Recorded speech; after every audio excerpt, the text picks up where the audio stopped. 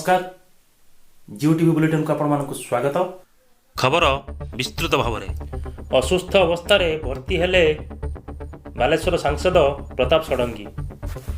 तेबे वर्तमान श्रीजुक्त षडंगी प्रायतः भल अवस्था अछंती।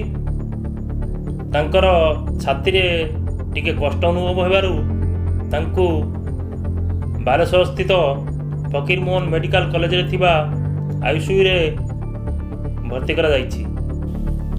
आसंता जनवरी 30 तारिख में श्रीनगर रे जातीय पताका उत्तोलन करिवे राहुल गांधी एवं तांकर भारत जोड़ो यात्रा सेठी शेष करिवे। नुआ वर्षरे आत्महत्या कले जने पीजी छात्री।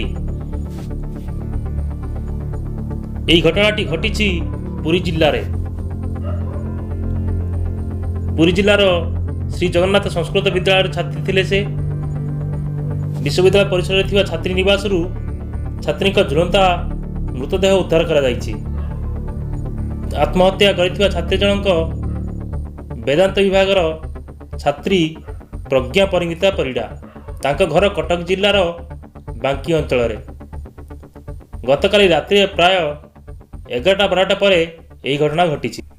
ओडिशा रे हॉकी विश्वकप पाई कोरोना कौनसी बाध्यतामूलक गाइडलाइन रहिब नाही।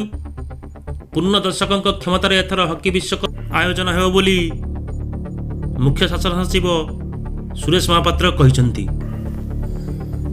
मार्च 1 तारिख ठारू युक्त 2 परीक्षा, फेब्रुआरी 1 रु प्रैक्टिकल आरंभ हेब।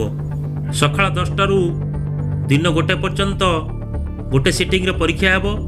कोविड गाइडलाइन रे हेब समस्त परीक्षा। एने आज सीएचएसई पक्षरु विज्ञप्ति जारी करा जाइछि।